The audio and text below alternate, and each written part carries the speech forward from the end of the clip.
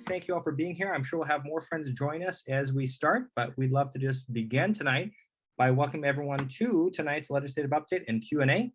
Given the rapidly evolving updates that we are seeing from Congress regarding climate policy this week, you probably have questions. You're in luck. Tonight, we're going to have CCL Strategy Director Tony Sirna join us for a special 30-minute legislative update, as well as a Q&A session to address your questions and provides CCL's take on what's going on right now in Congress and how it is related to our push for strong climate policy like a carbon fee and dividend. So with that, I'm just going to introduce our wonderful esteemed speaker. Tony Sirna drives CCL's organization-wide strategic thinking. He supports our long-range planning and helps to maximize our organizational priorities. And in a time like this, that's a pretty invaluable skill. So we are so grateful for you being here tonight, all of you, as well as you, Tony, and the floor is yours. Great, thank you, Brett. So it's been a wild week this last week. On Friday last week, we heard that Senator Joe Manchin was not going to be able to support the clean electricity performance program that was considered a key element of the budget reconciliation climate package. There was an article in the New York Times that broke that story, but we've seen it all over the news. And then, with that, there was a big shift to like, okay, well, what else can we do climate-wise to make up the gap that policy was, planning to provide in terms of emissions cuts. On Saturday, we saw the New York Times talk about carbon pricing was on the table, and there was a flurry of engagement around carbon pricing on the weekend. And we saw on Tuesday, there was a quote from Joe Manchin. He was caught in the hallways of Congress and by a reporter who asked him about the carbon tax or a climate tax. And he said something to the effect of, that's not on the board right now. And the media immediately took that to mean that Joe Manchin was not okay with the carbon price and declared it dead again, as they like to do. We find that the media really loves to celebrate the rebirth and the death of carbon pricing as often as they can. And we have a different interpretation of that based on our reading of that answer from Joe Manchin, and also what we hear from other senators' offices, and what we're observing is that carbon pricing is definitely still part of the conversation. It is by no means a foregone conclusion, but it is definitely one of the policies that is getting serious consideration in the Senate as they try to work to finalize a framework for the climate provisions in the reconciliation bill. In terms of timeline, what we're hearing is that they're expecting to have some sort of framework in the next few days. It could be this week, it could be next week.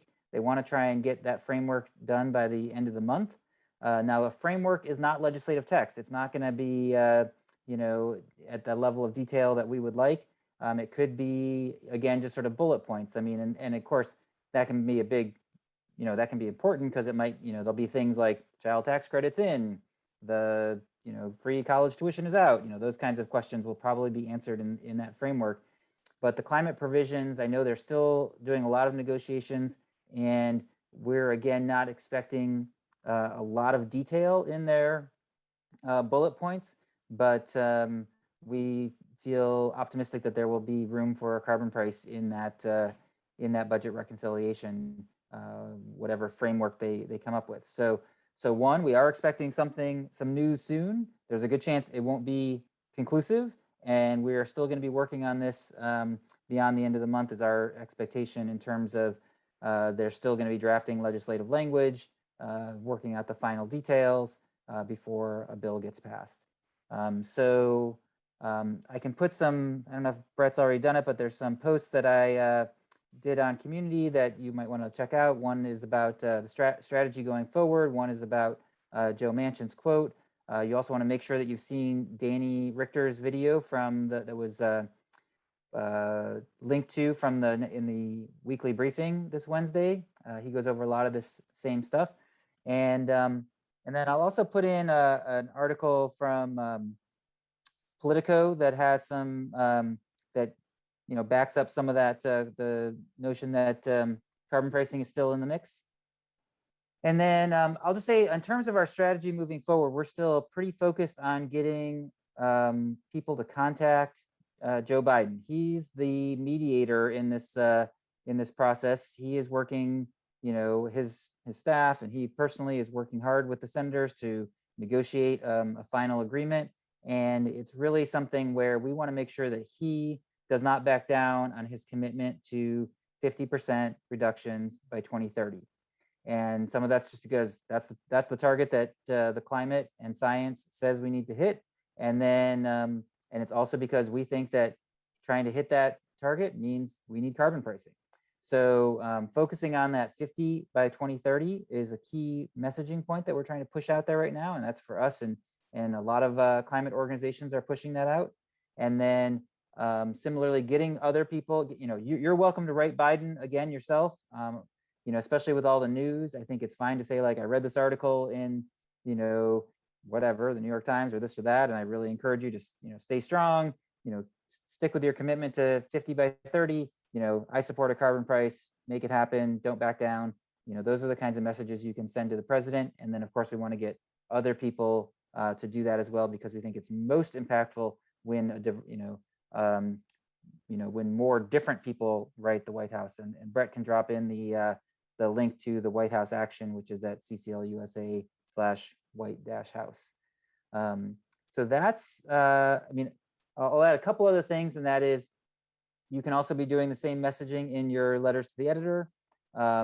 It's great with your grass tops people to get them to be contacting the president, get them to be contacting their legislators, because this is the time, like literally in these next couple weeks, that's when we're going to see the decisions made on climate.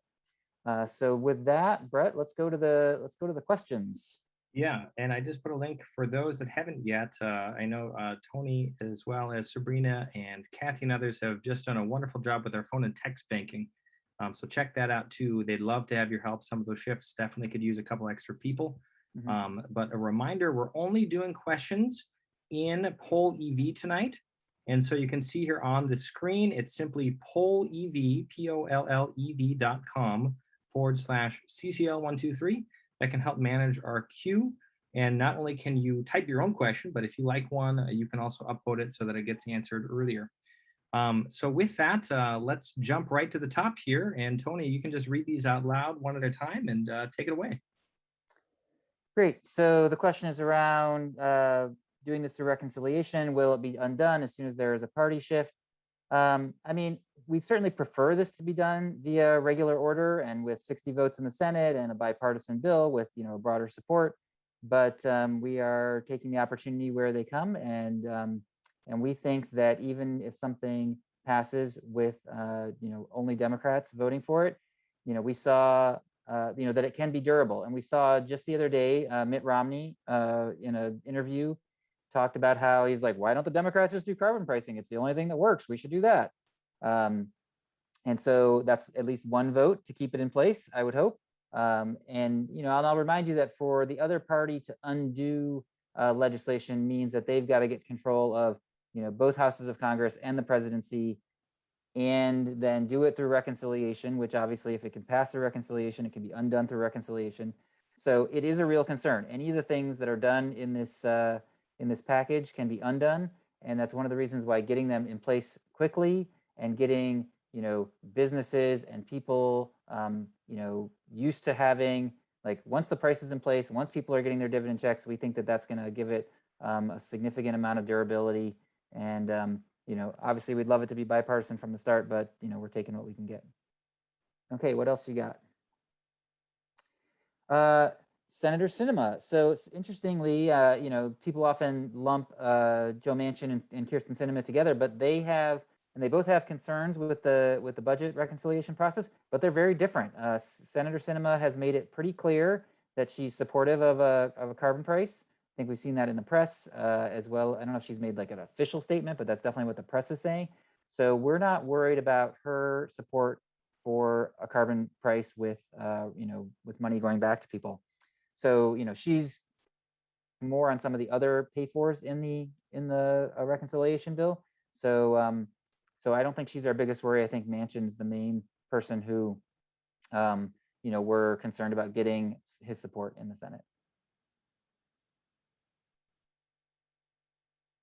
Okay. Uh, is there any policy in play that can provide the same degree of emissions cuts as a carbon price?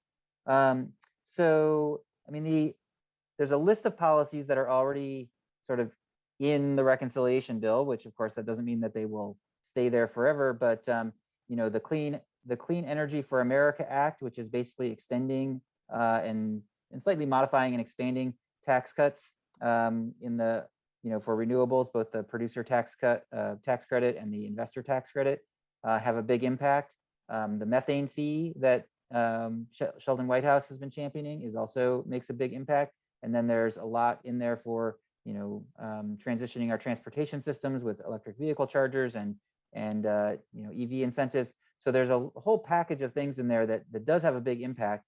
But in terms of trying to make up that difference and the things that they're considering now, I mean, what you're seeing based on what the news is talking about is that, I mean, it almost looks like, Democrats are just like brainstorming, like, okay, what are some other possibilities? And they're just, or one headline called it spitballing. And so like, they're basically just like grasping at various straws. And when you look at them in detail, none of them really add up to the same as a carbon price. So are there things that you could cobble together, like, a whole variety of different things? Yes, I'm sure there is some way to still get to the same level of emissions reductions with a collection of policies, but I don't think there's a single policy in play right now that could match what a carbon price could do. Okay, Senator Tester appear not to be on board. Today, Senator Merkley, who is a big supporter, did not suggest carbon fee as a replacement to losing SEP. He was asked directly if it was a good option, and he avoided saying anything about it. So I haven't seen that interview with Merkley, but I have seen quotes from Senator Tester. There's one in a Politico article this morning that I put in the chat, and he specifically says that his concerns about it are more with how the money, the dividend is allocated, and so he wants to see support for people in rural areas or in specific jobs. That so he is. I mean, what we've seen is that that quote from him saying that he was not supportive, I think again was overinterpreted by the media. I think he has some concerns with the details, but I think it's about the details, and I think that there are ways to craft a carbon price that would work for Senator Tester. And as far as other senators, I mean, you'll see a bunch of senators actively advocating for carbon pricing on Twitter these days. Heinrich, Bennett, Chris Coons, Durbin. I mean, I think that I can count 6 or 7 different senators who have all, explicitly come out, saying they want to see a carbon fee. I haven't seen that from Merkley, but just because they don't say it in any one instance doesn't mean that it's not on the table.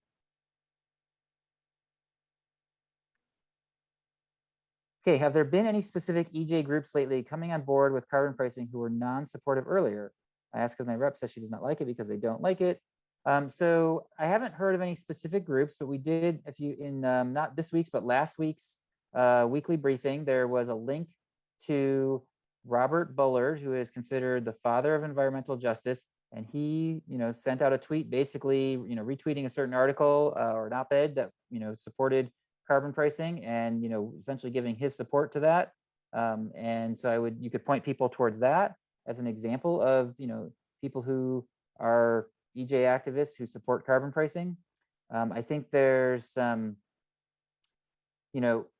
if you look at a lot of the concerns that people have had about carbon pricing, a lot of them are addressed by the format that we're in now, where it's being part of reconciliation. I mean, some people were like, oh, we can't do it alone. It's like, okay, we're not doing it alone.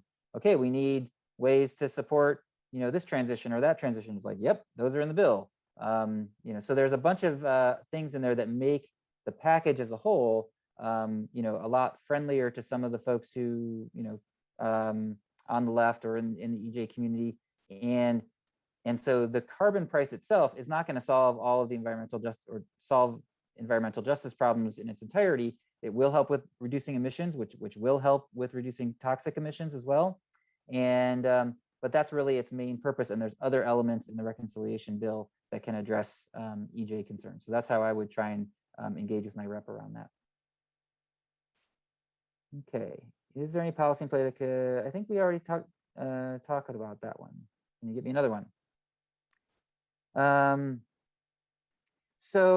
As I mentioned, Mitt Romney, it does say that he's supportive of carbon pricing, but the chances of him voting for the reconciliation package are basically zero because of all the other things in it. I mean, it's basically has the complete collection of the Democratic agenda, and so the chances that we'd get a crossover vote for this partisan of a bill is really unlikely, if not impossible. And so while if it was a standalone bill, if there wasn't a filibuster in the Senate and we only needed 50 or 51 votes, I think we could probably get a bipartisan carbon price that had, I don't know, 1, 2, 3, maybe 5 Republicans on it, and find a solution that could work in that way. But I think we can't quite get to 60.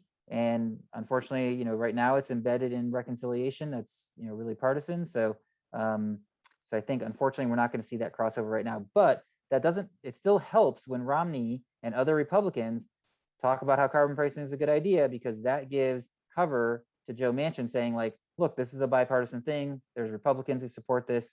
This is not some, crazy left-wing idea. This is something that moderates can get behind. Okay. What senators do you see as a priority for focus in addition to Manchin and Sinema? So I do think Manchin and Sinema are key. I think Tester is, we do want to make sure he's continuing to feel the support because he might get some pushback as well. Basically, any of the senators who are up for re-election in 2022, I don't have a full list at my fingertips, but think about, Nevada. So that's Cortez Masto, Senator Kelly, who's in Arizona. One of the, I forget which one in Georgia, New Hampshire, Hassan is also up for re-election. So any of those places where people are up for election, you're going to want to make sure that they're hearing, strong support. But I'd say, the truth is we really have a lot of support from a lot of senators. So I think, unfortunately at this point, a lot of the focus is on Manchin, and that's because he is really, the one who's a holdout on a lot of these climate provisions, based on his position in West Virginia. Okay.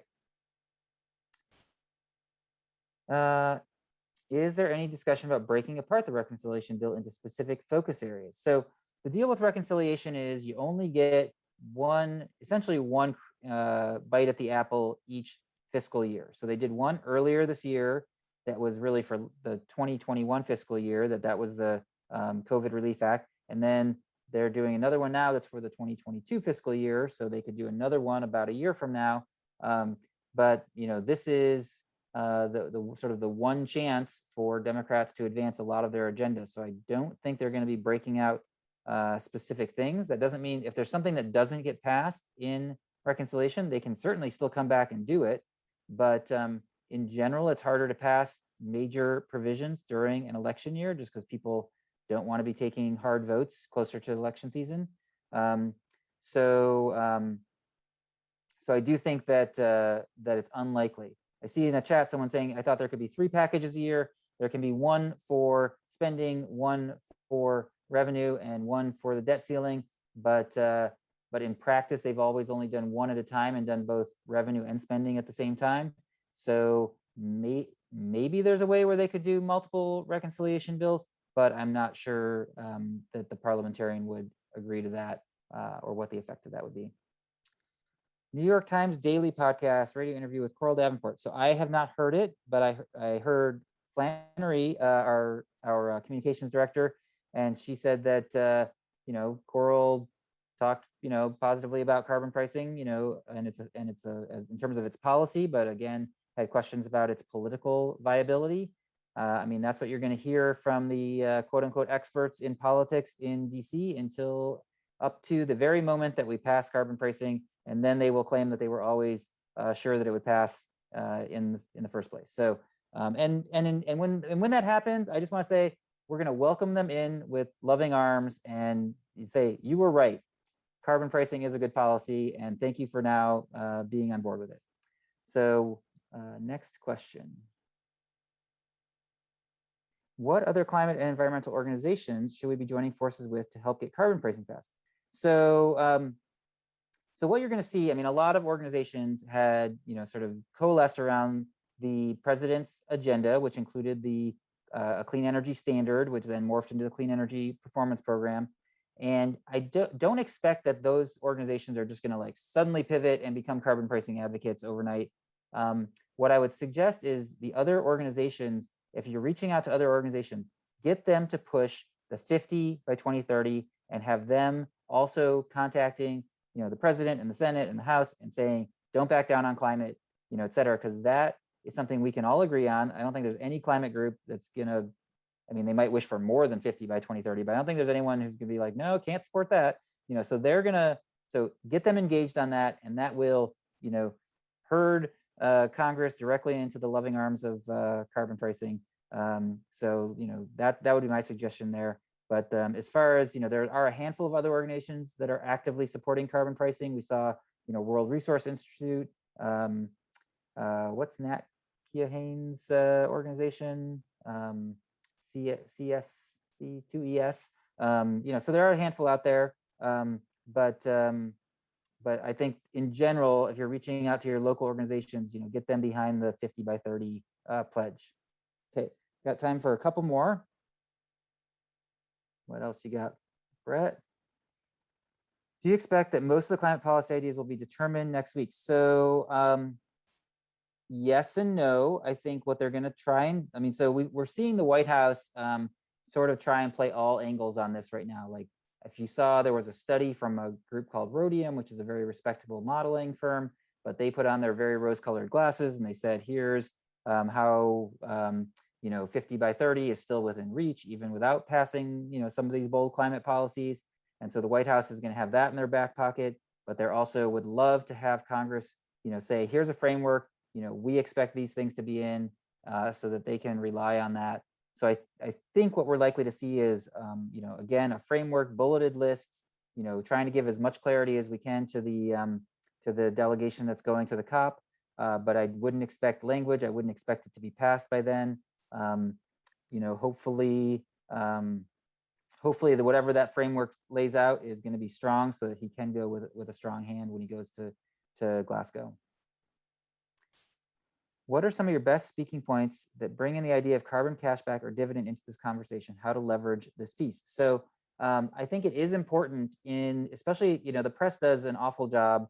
They're in that New York Times article that came out on Saturday. It's like, in paragraph 3 or 4, they're talking about how people are concerned about rising prices. And in paragraph, at the very last paragraph, or second to last paragraph, is where they finally start talking about, how their money will be sent back to people. And so it's super annoying that, that people don't package the policy as carbon pricing with a dividend or a carbon cashback or a rebate or what, I'm not attached to the exact term, but it's super annoying that journalists do that. And sometimes I feel like they're doing it on purpose, but I don't know. So I think I think it's important to always be emphasizing the dividend, especially if you're talking with the press. And also like, we want to lead with, it depends on your audience. Like in some audiences, you really want to focus on emissions reductions. In some, you want to focus on the equity portion. You want to, talk about the dividend. We're also hearing reports that a carbon price likely to go in would exempt gasoline. So if people start worrying about gasoline prices going up, you can say, nope, that's not going to happen. So I do think it's great to lead with the dividend. I think it depends a little bit on the audience and who you're trying to persuade. I think right now with the president, the piece that's most important is the 50 by 2030. But I think with the public, getting them on board with this, I think having the dividend there and front and center is really important.